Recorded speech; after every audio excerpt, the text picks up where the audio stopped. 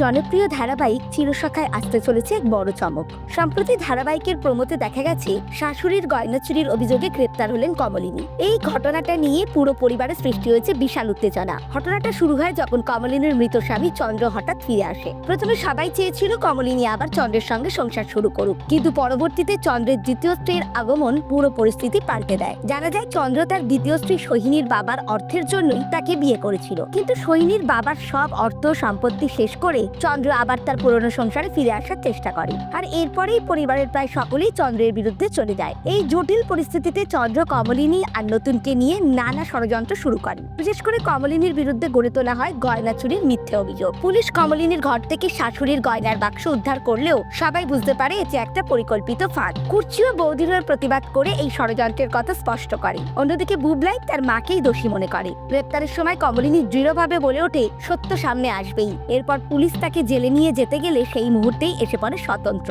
এখন প্রশ্ন, শেষ পর্যন্ত কিভাবে বাঁচবে কমলিনী? নতুন কি পারবে তার বৌঠানকে রক্ষা করতে? এই সব প্রশ্নের উত্তর পাওয়া যাবে আগামী 13ই জুলাই চিরসখার 1 ঘন্টার মহাপর্বে।